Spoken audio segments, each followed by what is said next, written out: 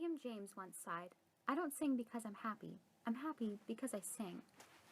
Another great individual by the name of Walter Elias Disney bellowed, "Our greatest natural resource is the minds of our children." Hello, my name is Yasmin C. Salam, and welcome to my Who Am I video. Beginning with my family lineage, I'm half Turkish and half Italian, Irish, and Welsh in combination. I have not met most of the people I'm related to on my father's side, besides for my uncle and grandmother, because they all live in Turkey. My mother was born in the United States, not too far from here in Hillsborough, New Jersey, although her grandfather emigrated here from Naples. Not only was she an incredible athlete, even going on to play collegiate softball as the star pitcher, and she later taught me, and also played field hockey, basketball, and other sports her whole life. Not to mention she is running her second New York City Marathon this November, but she was and is astoundingly bright, and raised 2 children under the age of 2, and co-owned a diner with my father while raising us and attending nursing school and graduating with honors. My father was born in Ankara, Turkey, and immigrated here as a captain in the Turkish Navy. Not only this, but he is also a brilliant mathematician, receiving practically a perfect score on the math portion of the SATs and perfect scores on countless difficult standardized tests, and went on to attend many prestigious universities. Not many kids can say they've been to both of their parents' graduations, but I'm proud I can say that. Now, he owns his own electrical company and is highly successful. My paternal grandmother, my babaanne, looked after my sisters and I nearly every day as we were growing up, which is the reason why Turkish was my first language, and she has had a major influence on me eternally, despite the physical distance between us now. I, however, grew up in a small, cozy town called Milltown, and still live in the same house I've lived in since I was 5 years old. The place that I learned how to bike ride in front of, where I learned to love to read, and where I discovered singing. I was always brave, adventurous, creative, independent, curious, shockingly enough, very athletic, and determined, traits that I know I received from both of my parents and that continue to remain my best characteristics. When I was about 8 years old, my parents had begun the process of divorcing, and by the time I was in the 4th grade, it was finalized, and it was not a peaceful, amicable ending. My father, my baba in Turkish, did not know then how to be a true father for his children, so sadly, he was not a part of my life until last fall. However, now we have the most beautiful, loving, supportive, and unbreakable relationship I could ever ask for, and I could not be more thankful for him and our bright future, and the future he helps build for me every day.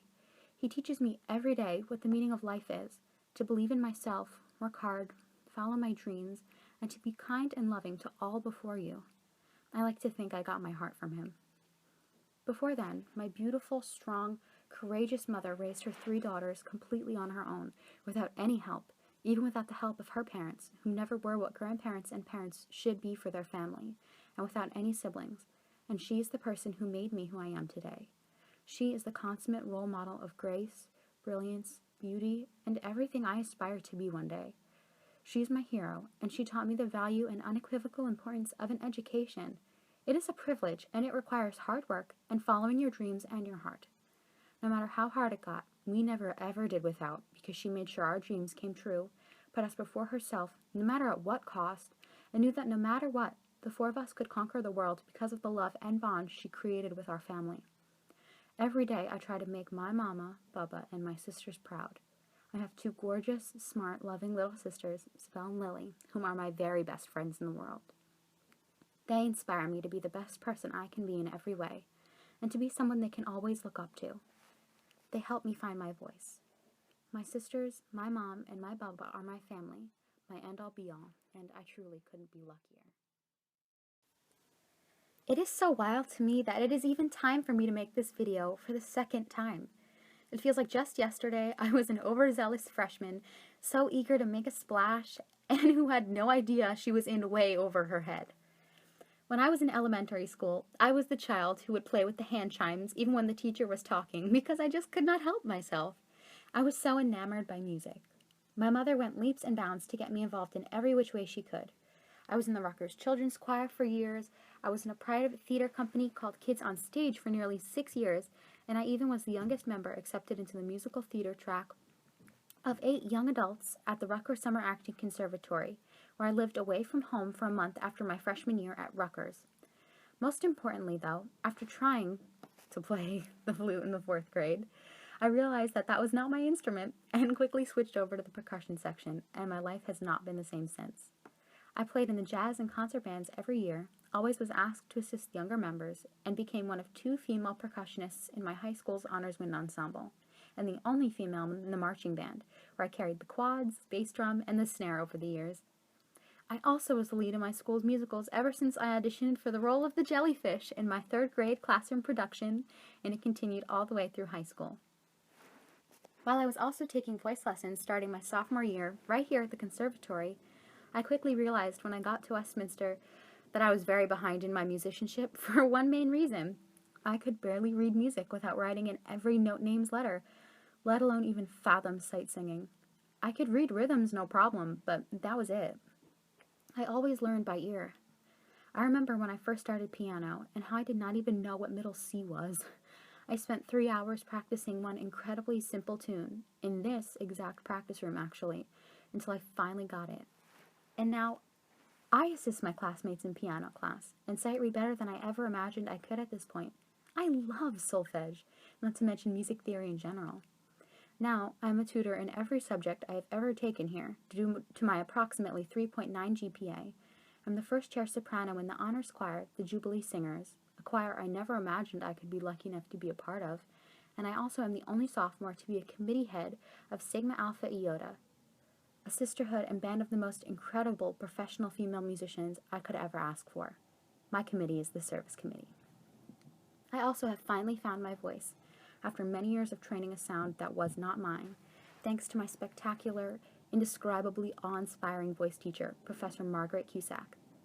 In high school, my astounding band and musical director, Sarah M. Carino, inspired me every single day and truly made the decision to become a music educator and to become one at this very institution. As an alumna of this school, a no-brainer. She is the teacher I hope to be one day, so full of humility, grace, intelligence, immeasurable talent, and endless passion and love for her craft and for her students.